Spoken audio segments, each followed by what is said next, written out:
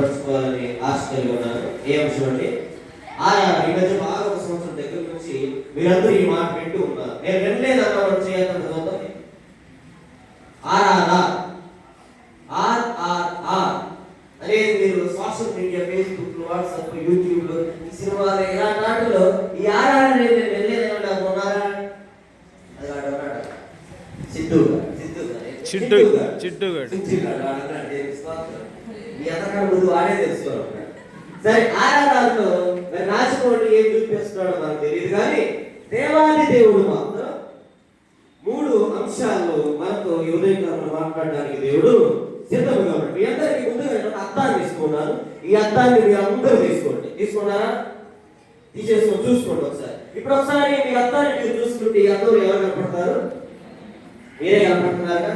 కనపడిన తరువాత ఈ వాక్యం పూర్తయిన తర్వాత ఈ అర్థంలో ఎవరు కనపడతారంటానికి మీరేం చేయాలి? ప్రయత్నం చేద్దాం. అర్థాన్ని మీ దగ్గర దాచుకొని పెట్టండి. ఎందుకు పారాయమంటే ఇందాక ఎవరు నాకు కొంచెం ఇచ్చారు కాదు, ఎవరు భోజనం టోకెన్ బాగుంటున్నారంట చూసుకొని టోకెన్ లేకపోతే భోజనం పెట్టండి.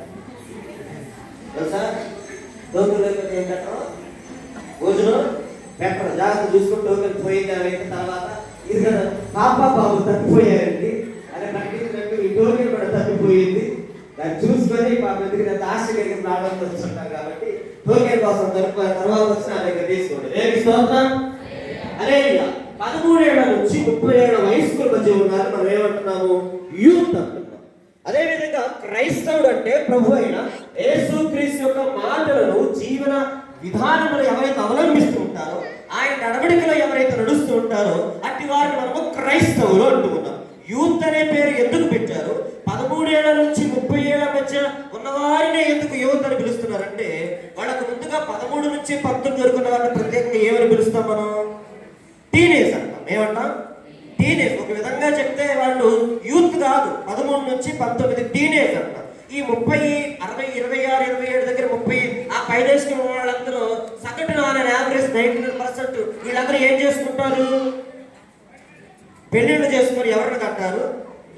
పిల్లలు కంటారు. అంటే ఇప్పుడు ఈ టీనేజ్గా పిల్లలుగా ఉండి బాల్యదశలో ఉన్న వారికి ఆ రీతిగానే పెళ్ళిళ్ళు చేసుకొని ఒక కుటుంబీకులైన వీరికి మధ్యలో ఉన్న వయస్కులు ఎవరైతే ఉంటారో వాళ్ళు మనం ఏమంటున్నాం? యూత్ అంటున్నాం. ఈ యూత్ అనే వాళ్ళ సమాజంలో ఏం చేస్తారంటే న్యూగా కొత్తదనాన్ని ఈ లోకంలో ప్రవేశపెడుతూ ఉంటారు. సహజంగా మనలో యూత్ లైఫ్ ఏంటంటే ప్రేమించటము, love, cinemas, fashions, sexual desires, ఆవేశం, బైక్ బాగా స్పీడ్గా దొరుకుతూ బైక్ రేసులు పెట్టుకోవటం, బీచ్ల దగ్గర మంచి మంచి కాంపిటీషన్లు పెట్టుకోవటం, ఫ్రెండ్స్ అని, పార్టీస్ అని, మందు, విందు, సింధు ఇవన్నీ కలిపితే ఇదంతా ఏమంటాం మనం? యూత్ అంట. అందుకే మీరందరూ టీవీ పాట కూడా అంటారు. శ్రీరంగ శ్రీనివాస్ గారు ఒక పాట కూడా రాశాడు కదా, కుర్రాళ్ళు వెర్రెక్కి ఉన్నవాళ్ళు, కళ్యాలే లేనోళ్ళు కవ్వించే సోగ్గాళ్ళు, ఆటగాళ్ళు, పాటగాళ్ళు, అందమైన వేటగాళ్ళు, హద్దు లేని వాళ్ళు, ఆవేశం ఉన్నవాళ్ళు. ఈ మధ్యలో లైన్లో ఏం చెప్తాడంటే మనకు మనమే దేవుళ్ళు, అర్థమైన మార్చాలి మనమే శాస్త్రాలు అని చెప్పి ఆంధ్రదేశంలో ఉన్న యువతకి ఏం ప్రబోధించాడంటే, రే మీ ఇష్టం, మీకు ఏ హద్దులు లేవు, మీరు చెలరేగిపోండిరా, దేవుడు లేడు, ఏమీ లేడు, మీరు ఎవరిని కూర్చోబెడితే వాడే దేవుడు, మీరు ఏది రాస్తే అదే శాస్త్రం అని చెప్పాడు. సో యూత్ అంటే ఇటువంటి ఒక ఆలోచన మనందరం ఉన్నాము. బహుశా మీరందరూ కూడా ఇంచుమించుగా అదే ఆలోచనలో ఉండుంటారు. ఈ RRRలో మొదటి అంశం ఏంటంటే రివ్యూ. ఏంటంటే రివ్యూ. చంద్రబాబు గారు అయిపోయారు, జగన్మోహన్ రెడ్డి వచ్చాడు. వచ్చిన తర్వాత మంత్రివర్గ సమావేశం పెట్టినప్పుడల్లా ఏం చేస్తూ ఉంటాడు? ఆయన గత 5 సంవత్సరాల్లో జరిగిన విధానాలన్నింటినీ రివ్యూ చేస్తూ ఉంటాడు. ఏం చేస్తున్నాడు ఆయన? రివ్యూ చేస్తున్నాడు. రివ్యూ అంటే ఏంటి? పునఃసమీక్షించడం. ఏం చేస్తున్నాం? పునఃసమీక్షించడం. మన జీవితంలో కూడా ఇప్పటి వరకు ఇక్కడ కూర్చున్న మనము ఇంతకు ముందు నిన్నటి వరకు జరిగిన గతమంతా కూడా అదంతా ఏంటి? పాస్టే, గతంలో జరిగిపోయింది. ఇప్పుడు ఎక్కడైతే నువ్వు కూర్చున్నావో అది వర్తమానము. ఇది అయిపోయిన తర్వాత ఏ జీవితం అయితే నువ్వు జీవించబోతున్నావో దాన్ని మనం ఏమంటాము? ఫ్యూచర్ అంటాం. అంటే ఇప్పుడు మీరందరూ ఎక్కడ ఉన్నారు? ప్రజెంట్ లో ఉన్నారు. ఈ ప్రజెంట్ లో ఉన్న మనము ఒకసారి పాస్ట్ ని ఏం చేద్దాము? రివ్యూ చేద్దాం. పాస్ట్ ఏం చేద్దామండి? రివ్యూ చేద్దాం. సమాజంలో ఉన్న, సొసైటీలో ఉన్న, ఈ సొసైటీలో ఉన్న తర్వాత నేను చాలా మంది వ్యక్తులు చూస్తూ ఉన్నాను. ఈ చాలా మంది వ్యక్తులు మనకి ఎంతమంది కనపడ్డారంటే, ఒక Peter, Paul, Mark, Antony, John, Moses, David, Solomon, Titus, Timothy, ఈ పేరు పెట్టుకుని యవనస్తులందరూ బాగా వీళ్ళ కనపడుతున్నారు. వీళ్ళలో బహుశా నేను ఉండొచ్చు, నువ్వు ఉండొచ్చు, మన స్నేహితులైనా ఉండొచ్చు. అంటున్నారు ఈ పేర్లన్నీ. ఈ పేర్లో నువ్వైనా ఉండొచ్చు, నేనైనా ఉండొచ్చు, మన స్నేహితులైనా ఉండొచ్చు. ఎవరెవరు ఎక్కడెక్కడ ఉన్నారంటే ఒకసారి మనం జాగ్రత్త గమనిస్తే పీటర్ పాలేమో చక్కగా చుక్కేస్తూ బార్ దగ్గర ఉన్నారు. మార్క్ ఆంటోని చక్కగా బుక్ చేసుకుని లాడ్జ్కి వెళ్ళారు సేపట్లో. అదేవిధంగా జాన్ మోజెస్ క్లబ్లో కూర్చొని పేకాట ఆడుతూ బెట్టింగ్లు పెడుతూ ఉన్నాడు. ఈ డేవిడ్ అనేవాడికి విపరీతమైన సినిమాలు పిచ్చారన్నమాట. వెళ్ళిపోయి విపరీతంగా ఏం చేస్తున్నాడు, సినిమాలు చూస్తూ ఉన్నాడు. సాల్మన్ అనేవాడికి ఈ డబ్బు మీద మోస్తూ దొంగతనం చేస్తాడు. ఈ దొంగతనం చేసే టైంలో వాడికి అడ్డోస్ అవసరం అయితే వాడి ప్రాణాలను తీసేసి సైకోగా మాట్లాడి కూడా వాడికి ఇష్టమే.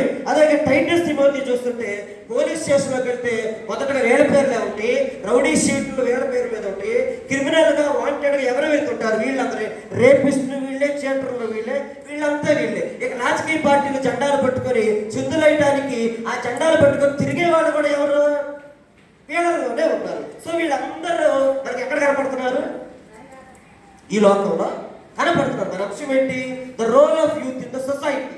సమాజంలో యువత యొక్క పాత్ర ఏంటి? ఇప్పుడు వీళ్ళందరూ కూడా సమాజంలో అద్భుతమైన పేర్లు పెట్టుకొని ఏం చేస్తున్నారు, ఒక్కొక్క పాత్ర పోషిస్తూ ఉంటారు.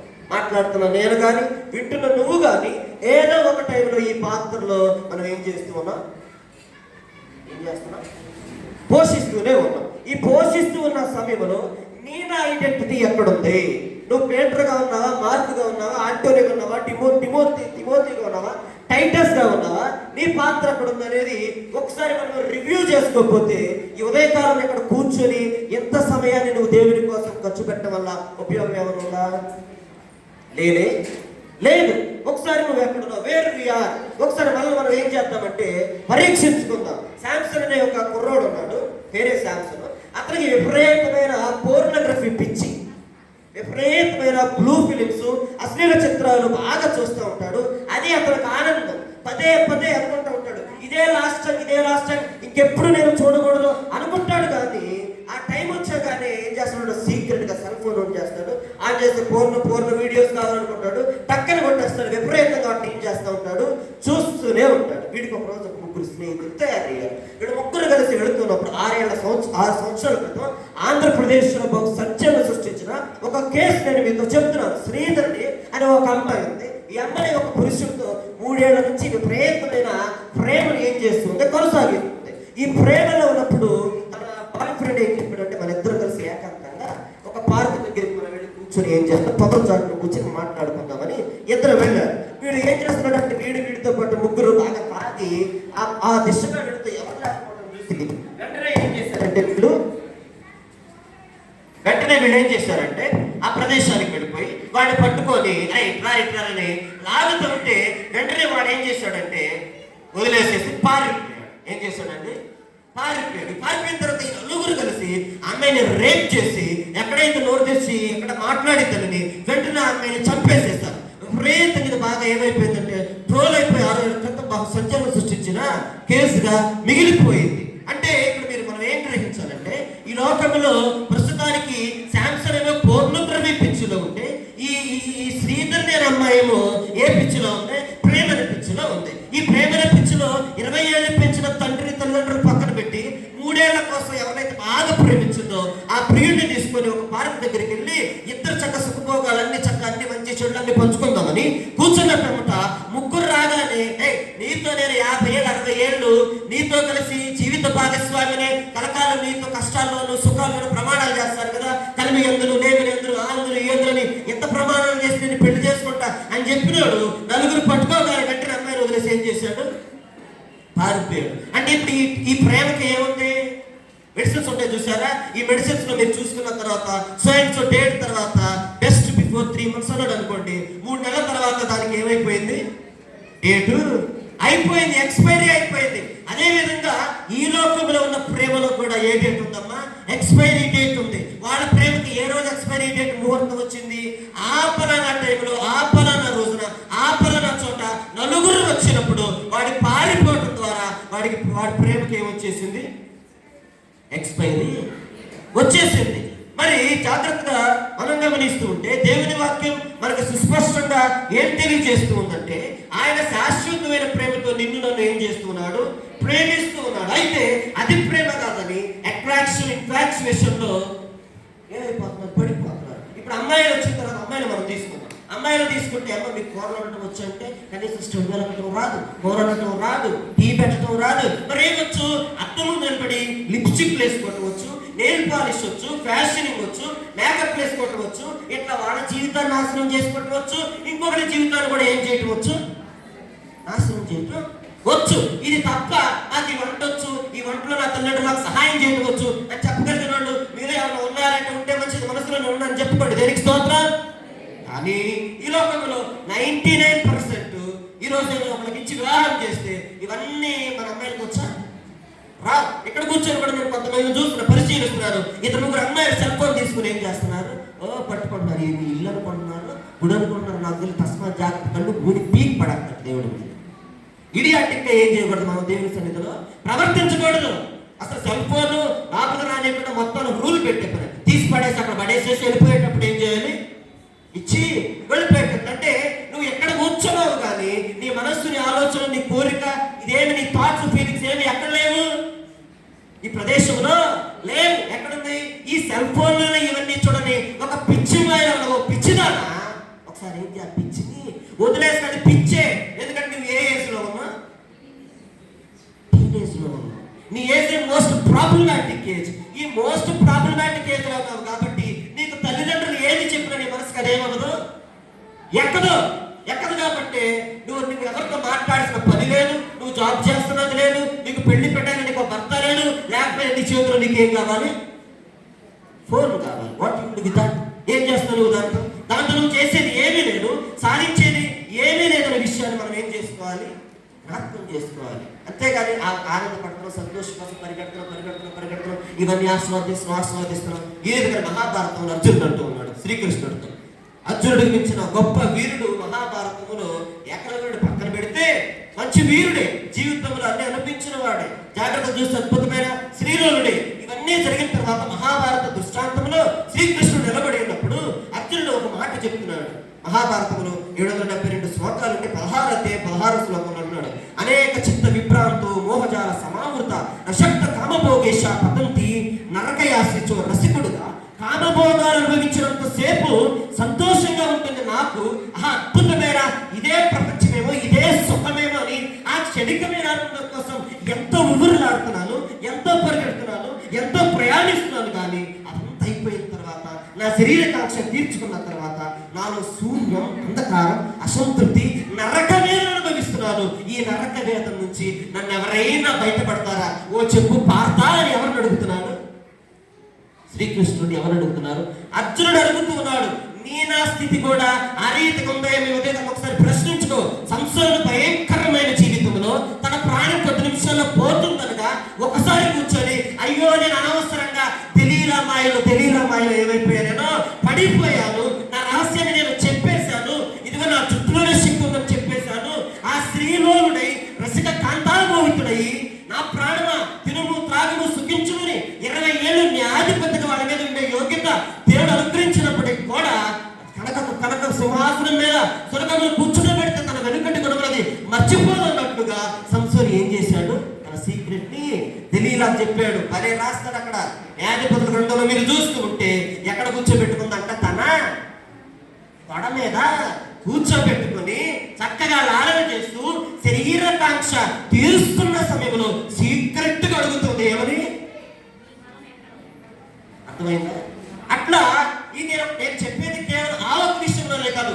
ఈ లోకంలో యవనస్తులుగా మీరు జీవిస్తున్నప్పుడు కూడా ఏదో ఒక ప్రేమలో పడిపోయి, అది ఏదో శారీరకమైన అపోజిట్ సెక్స్ అట్రాక్షనే కాకుండా అది సల్ఫర్ ప్రేమ అయినా కానీ, ఈ లోకంలో ఎటువంటిదైనా కానీ ప్రేమ అంటే ఏమీ లేదు. ఈ లోకంలో ఉన్న అట్రాక్షన్ కూడా ప్రేమ అంటే ఏంటంటే నిన్ను దేవునికి దూరంగా ఏదైతే చేస్తూ ఉందో దాన్ని మనం ఏమంటున్నాం? ఈ లోకంలో ఒక మాయా ప్రేమ, అదే అట్రాక్షన్, అదే ఇన్ఫాక్చుయేషన్ అంటూ ఉన్నాం. ఇటువంటి భయంకరమైన జీవితాన్ని సంసోను జీవిస్తూ చనిపోయే ముందు ఒక్కసారి రివ్యూ చేసుకుంటున్నాడు. ఏం చేసుకుంటున్నాడు? దేవుడు నాకు ఎంత గొప్ప ఆధిక్యత ఇచ్చాడు, ఎంత బలాన్ని ఇచ్చాడు, ఎంత వీరుని చెప్పాడు. సంసోను అంటే ఎవడురా? భలే వీరుడు, రాజును హతము చేసి దైవ శక్తి బలాన్ని పొందుకు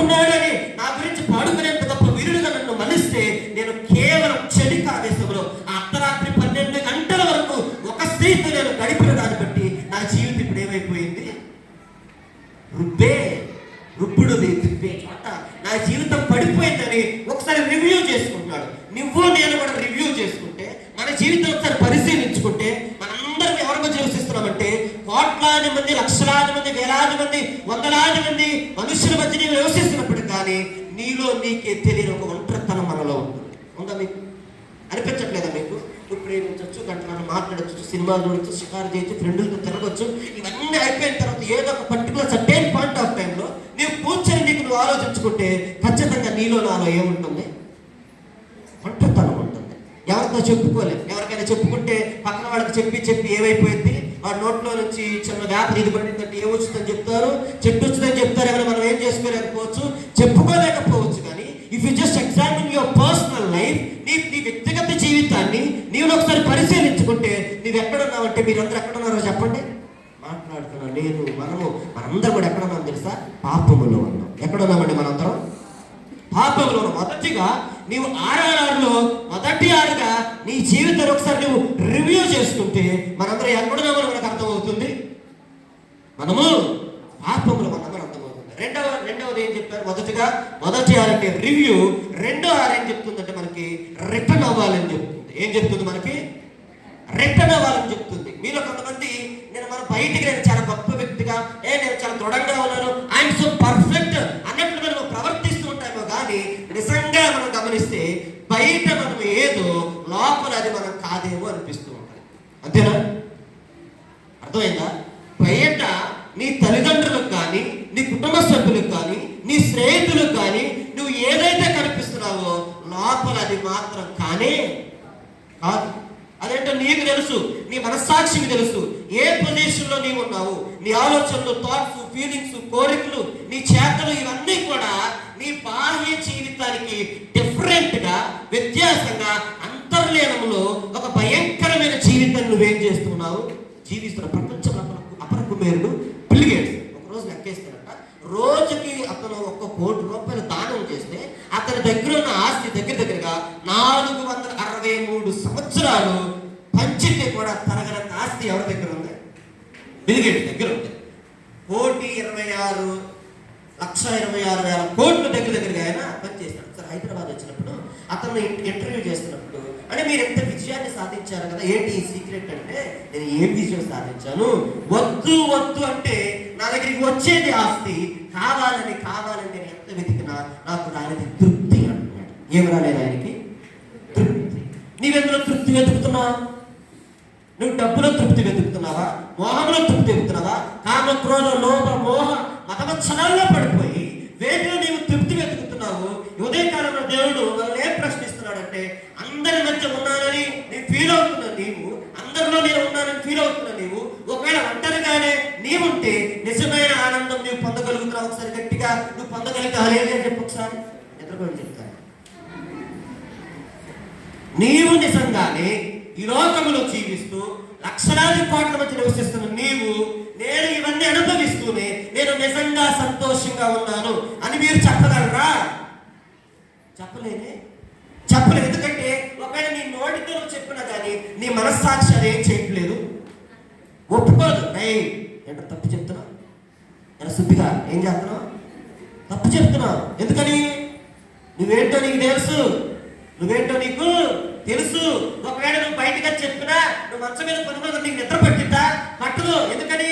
నేను అదే గుచ్చుతూ ఉంటుంది. నీ శత్రువు ఎవడో కాదు. ఎక్కడున్నాడు నీ శత్రువు? నీలోనే ఉన్నాడు. నీ ప్రపంచానికి కనిపించిన శత్రువు నీలోనే ఉన్నాడు. వాడు నువ్వు తప్పు చేస్తుంటే వాడు నేను పద్దాలకు ఏం చేస్తాడు? గుణపంతో గుచ్చుతూనే ఉంటాడు. అరే తప్పురా, సరిదిద్దుకోరా అని ఎప్పటికప్పుడు నేను ఏం చేస్తూ ఉంటాడు? హెచ్చరిస్తూనే ఉంటాడు. ఇవన్నీ మీ అందరికీ అనుభవాలకు అర్థమైన మాటలే కాబట్టి ఉదయకాలంలో యూత్ ట్రిప్ లో పాల్గొని నీవు ఒక్కసారి రివ్యూ చేసుకుంటే మనందరం ఎక్కడ ఉన్నాం? మొదటిగా పాపములో ఉన్న మనల్ని దేవుడు ఏం చెప్తున్నాడంటే రిటర్న్ అంటున్నాడు. ఏమంటున్నాడు? రిటర్న్ అంటే ఏంటి? తిరిగి రండి. ఎప్పుడో చిన్నప్పుడు వాక్యాలు చదవంటాము, ఏదో నామకార్థంగా దేవుని సన్నిధికి వచ్చి ఆయనలో మనం గడుపుతూ ఉంటాము. కానీ మనందరము చీకటిలోనే ఉన్నాం, చీకటి గదిలో ఉన్నాము. చీకటి గదిలో స్విచ్ బోర్డు ఉందని మనకు తెలుసు, బల్బు ఉందని మనకు తెలుసు. వెళ్ళి స్విచ్ చేస్తే ఆ బల్బు వెలిగి మనందరికి అది వెలిగిస్తుందని తెలుసు. కానీ మనం మాత్రం ఏం చేస్తూ ఉంటాం? చీకట్లో కూర్చొని ఉంటాం. ఏం చేస్తాం? చీకట్లో కూర్చొని ఉంటాం. ఒకవేళ వర్షం పడుతుంటే వర్షంలో మనిషి నడుచుకుంటూ వెళ్తున్నాడు అనుకోండి, అయ్యో పాప దగ్గర గొడుగు లేదని మనం ఏం చేయొచ్చు?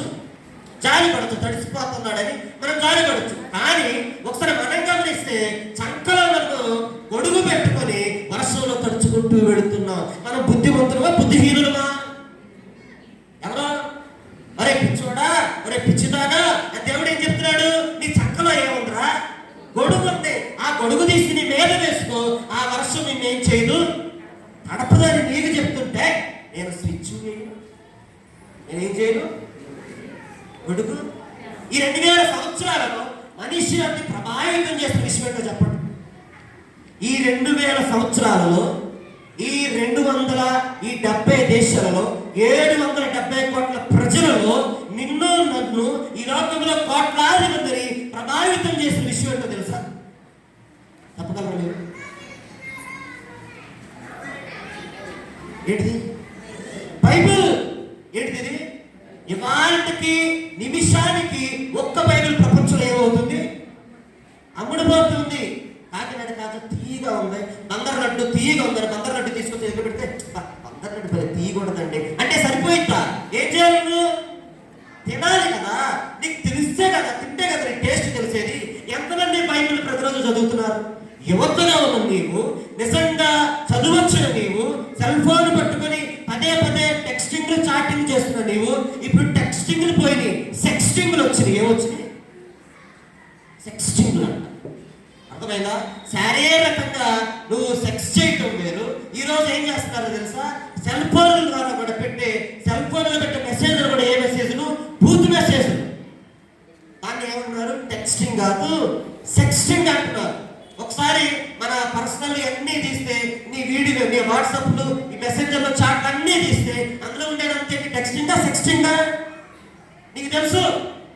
నీ ఫ్రెండ్స్తో కానీ, అది బాయ్ ఫ్రెండా గర్ల్ ఫ్రెండా, నీ తల్లిదండ్రులకు తెలియకుండా సీక్రెట్ పాస్వర్డ్లు పెట్టుకుని నువ్వు చేసేది టెక్స్టింగో సెక్స్టింగో నీకు తెలుసు. నిన్ను పరిశీలిస్తూ చూస్తున్న ఎవరికి తెలుసు? దేవుడికి తెలుసు.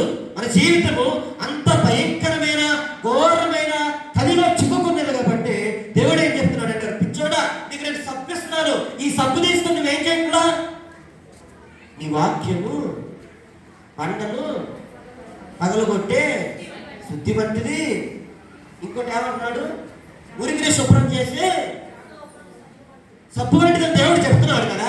ప్రతిరోజు ఈ పైపులో సబ్బుతో ఎంతమంది స్నానం చేస్తున్నారు? నేను చేస్తున్నాడు. ఒకసారి హల్లెలూయా చెప్పండి. Just only 5-6. మీరందరూ ఎవరు? క్రైస్తవులు. మనందరూ ఎవరు? క్రైస్తవులు. ఏ క్రైస్తవులు? ఈ సమాజంలో నివసిస్తున్న క్రైస్తవులు. ఈ సమాజంలో నివసిస్తూ ప్రతిరోజు నీ మురికిని కడుక్కోవటానికి వాక్యం అనే సబ్బులు మాత్రం నువ్వేం చేయట్లేదు, వాడలేదు. విలాప వాక్యములు 3వ అధ్యాయము 26-27 వచనాలు మనం ధ్యానం చేసుకుందాం. విలాప వాక్యములు 3వ అధ్యాయము 26-27. నరులు ఆశ కలిగి యెహోవా అనుగ్రహించు రక్షణ కొరకు ఓపికతో కనిపెట్టడం మంచిది. యవన కాలమున కాడి మోయిట నరునికి మేలు, అతని మీద దానిని మోపిన వాడు యెహోవాయే. దేవునికి స్తోత్రం. 2 చేతులు గట్టిగా హల్లెలూయా. మీరు అందరూ యవనస్తులేగా. కొంతమంది వయసు పెడితే పడిపోయిందాక నేను స్టిల్ యంగ్ అని చాలా మంది ముసలాళ్ళు కూడా ఏం చేశారు? ముసలాళ్ళు పాప వచ్చిందేమో, వచ్చారు. దేవునికి స్తోత్రం. అర్థమైందా? శరీరంలో ముసలితనం వచ్చిందేమో కానీ మా మనసు ఇంకా నిత్యలోకంగా యంగ్గా ఉందని వచ్చారు. దేవునికి స్తోత్రం. కానీ దేవుడు చెప్తుంది ఏంటంటే, తన్ను వెతుకు వారి ఆయన దయ చూపువాడు. నరులు ఆశ కలిగి యెహోవాను గురించి రక్షణ కొరకు ఓపికతో ఏం చేయాలి కనిపెట్టుడి. యవ్వన కాలమున కాడి మోయిట నరునికి మేలు, అతని మీద దానిని మోపిన వాడు. మీరు ఎంతమంది కాడి మోస్తున్నారు? ఎంతమంది కాడి మోస్తున్నారు? బైబిల్ కాడి తర్వాత సంగతే. కనీసం ఈ లోకంలో తల్లిదండ్రులకు పుట్టిన బిడ్డల్లాగా వాళ్ళకి చేయవలసిన కనీస విద్యుత్ ధర్మాన్ని మీరు పాటిస్తున్నారా? ₹1 సంపాదించగలుగుతున్నారా? నీ తల్లిదండ్రుల చేతిలో పెట్టగలుగుతున్నారా? ఏం చేస్తున్నారు? జీవితంలో సగభాగం నిద్రకే సరిపోవు, మిగిలిన సగభాగం చిత్తశుద్ధి లేకపోవు. అతినిద్రలో నువ్వు తెలివిలేని మూర్ఖుడు. పరమార్థం తెలిసిన నాడే నువ్వేమవుతావురా? విజయాన్ని పొందుకుంటావు. ఉన్నావు కాబట్టి వద్దు వదలరా నిద్దురా, వద్దు వదలరా అని ఆంధ్రదేశంలో సాహితీవేత్తలు చెప్పారు. మీలో ఎంతమంది మెలకువగా హుషారుగా ఉన్నారు, ఎంతమంది నిద్రపోతున్నారు? ఇక్కడ యవనస్తులు తల్లిదండ్రులు సంపాదించి తీసుకొచ్చి పెడుతుంటే వాటిని బాగా జలసాగా తిని వెర్రవేగి విశృంఖలంగా రోడ్ల మీద పడి తిరుగుతున్న యవనస్తులు మీలో ఎంతమంది ఉన్నారు? నాకు శక్తి ఇచ్చాడే, నా తల్లిదండ్రుల వయసు అయిపోతుంది, వాళ్ళు కూడా శక్తి కోల్పోతున్నారు కదా, నా కోసం కష్టపడి సంపాదిస్తున్నారు కదా, వాళ్ళు సంపాదిస్తున్న రూపానికి నేను న్యాయం చేయాలి, వాళ్ళు నాకు ఇస్తున్న డబ్బుని నేను ఖర్చు పెడుతున్నానా, నేను సంపాదించి ఒక సెల్ ఫోన్ కొందాం, ఒక బట్టలు కొనుక్కుందాం, కష్టపడి నా తల్లిదండ్రులు తీసుకొచ్చి ఒక చీర వాళ్ళ చేతిలో పెడదాం, ఒక డ్రెస్ వాళ్ళ చేతిలో పెడదాం, అర్థమైందా? ఒక ఏదైనా తీసుకొచ్చి వాళ్ళ చేతిలో పెడితే వాళ్ళు ఎంత సంతోషిస్తారు అని మీరు ఎవరైనా ఆలోచిస్తున్నారా? లేదు. బుద్ధిహీనులుగా మనం ఏం చేస్తాం? ఈ లోకంలో జీవిస్తున్నాం కాబట్టి దేవుడు ఏం చెప్తున్నాడంటే this is not the correct way, ఇది నిజమైన సరైన మార్గం కాదు. కాబట్టి ఒకసారి మీరు అందరూ ఎక్కడికి రండి, దేవుని సన్నిధికి వస్తే, ఆయన సన్నిధిలో ఈ వాక్యాన్ని నువ్వు ప్రతిరోజు ధ్యానం చేస్తే ఒక అనుభవం కలిగి, ప్రభువా నేను పాపంలో ఉన్నానయ్యా, నేను భయంకరమైన పంకిలమైన జీవితం నేను చిక్కుకొని ఉన్నాను, నన్ను నేను రక్షించుకోలేకపోతున్నాను, నాకు సహాయం చేసేవాడు ఎవరు లేరు, కానీ నీవు నన్ను ఎక్కడికి పంపించావయ్యా? ఈ లోకానికి పంపించావు. నువ్వు నేను సైతాను గారి చేత సృష్టించబడిన వాళ్ళమా, దేవుని చేత సృష్టించబడిన వాళ్ళమా? ఎవరి చేత? గట్టిగా చెప్పండి. దేవుని చేత సృష్టించబడి. అంటే ఎక్కడి నుంచి వచ్చాం మనం? దేవుని దగ్గర నుంచి ఇక్కడికి వచ్చాం. ఇప్పుడు ఎవరి దగ్గర ఉన్నాం? మీలో ఎంతమంది లూసిఫర్ ఉన్నాడు? మీ పక్కనే ఎంతమంది పక్కన ఉన్నాడు? అరే రా రా రా రా రా అని ఎంతమంది పీకిస్తున్నాడు? ఆకలేస్తుంది అదే, ఇంకెప్పుడు అని ఒకడవచ్చు. అర్థమైందా? ఏమంటే ఎంతమంది ఊరు వెళ్ళిపోవాలి, మంచి పనులని ఒకడవచ్చు. ఇట్లా వాడు ఏం చేస్తున్నాడు? రకరకాలుగా నిన్ను కలిపిరికి అందరూ కూడా నిన్ను సృష్టించవచ్చు. కాబట్టి నీ మానసిక స్థితి ఎక్కడ ఉంది? దేవుడు ఏం చెప్తున్నాడంటే నిన్ను నా దగ్గర నుంచి లోకానికి పంపించాను కాబట్టి నేను ఎక్కడ ఉండాలమ్మా? నా దగ్గరే ఉండాలి. కాబట్టి ఇదిగో నిన్ను ప్రేమించి ఈ లోకానికి వచ్చాను కాబట్టి నీతో నేను చెప్తున్నాడంటే ఒక్కసారి నా దగ్గరికి రా అంటున్నాడు. ఏమంటున్నాడు? నా దగ్గరికి. ఈ యూత్ మీటింగ్స్ ఎందుకు పెడతారంటే ఎవరైతే దారి తప్పిపోయారో వాళ్ళందరూ తిరిగి దేవుని సాన్నిధ్యములో ఆయన సన్నిధంలోనికి రావాలని ఇవన్నీ ఎవరు ఏర్పాటు చేస్తూ ఉంటారు? దేవుని బిడ్డలు ఏర్పాటు చేస్తూ ఉంటారు. కాబట్టి ప్రయాసపడి భారం మోస్తూ సమస్త జనులారా నా యొద్దకు రండి, నేను మీకు ఏమిస్తాను? విశ్రాంతి ఇస్తాను అంటున్నాడు. ఎంతమంది వచ్చారు, ఎంతమంది విశ్రాంతి తీసుకుంటున్నాడు అనేది మనం ఏం చేయాలి? ఒక్కసారి నువ్వు దేవుని వాక్యాన్ని ధ్యానం చేస్తుంటే నీ అడ్రస్సే మారిపోయింది. ఏం మారిపోయింది? నీ అడ్రస్సే మారిపోయింది. నీ డ్రెస్ అంట నీ అడ్రస్ తెలియజేసిందంట. ఏ డ్రెస్సు? నీ డ్రెస్సు నీ అడ్రస్ తెలియజేస్తుంది. ఈ లోకంలో సగటు క్రైస్తవుడిగా ఎటువంటి డ్రెస్ వేసుకుంటున్నాం, ఎటువంటి ఫ్యాషన్ లో జీవిస్తున్నాం, ఎటువంటి హెయిర్ స్టైల్లో జీవిస్తున్నాం, ఏ రీతిగా జీవిస్తున్నావు? నీ డ్రెస్ ఏం చూపిస్తుంది? నీ అడ్రస్ చూపిస్తుంది. కాబట్టి దేవుడు నీకేం చెప్తున్నాడంటే ఒక్కసారి ఆయన సన్నిధికి వచ్చి ఆయనను ధ్యానం చేస్తే మేమందరం మైకులు తీసుకొని కలవాల్సిన అవసరం కూడా లేదు. If just go through the word of God, నీవు దేవుని యొక్క వాక్య ధ్యానంలో ఆయన పరంపరలో వచనము తర్వాత వచనము, స్తోత్రము వెంబడి స్తోత్రము, కొంత ఇచ్చుడా కొంత వచ్చుడా, వీటన్నిటిని నువ్వు ఒక పూలగడ్డలో మలిచినట్లుగా ఒకటి తర్వాత నువ్వు పేర్చుంటూ ఉంటే సుందరమైన అందమైన ఆభరణములాగా నీకు అలంకరించబడుతుంది. దేనికి స్తోత్రం. ఆ రీతిగా దేవుని యొక్క వాక్యము నీలో సుందరమైన ఆభరణంగా అలంకరించబడితే నీ దగ్గర నుంచి ఏం స్మెల్ వచ్చింది? దేవుని యొక్క స్మెల్ వచ్చింది. 18 ఏళ్ళ యువకుడంట, రోమ్ దేశంలో 18 ఏళ్ళ యువకుడు విపరీతమైన పాపములు పడిపోయి పిల్లలకు ఒక స్త్రీకి అక్రమ సంబంధం పెట్టుకొని ఒక పిల్లలు కూడా కన్నాడు. అన్న తర్వాత భయంకరంగా చీకటి బతికి ఈ చీకటి బతుకున్న దగ్గర నుంచి భయంకరమైన స్మెల్ వస్తుంది. ఏమొస్తుంది? భయంకరమైన స్మెల్ వస్తుంది. మన అప్పుడు నాకు ప్రార్థన చేసి తల్లి ప్రార్థన పెట్టడంతో దీవులు కాబట్టి ఎందుకో ఒకసారి రోమ్ పట్టణంలోకి వెళ్ళాడు. ఈ రోమ్ పట్టణంలోకి అయినా వెళ్ళినప్పుడు ఫాదర్ ఆంబ్రోస్ గారు అని వాక్యాన్ని చెబుతున్నాడు.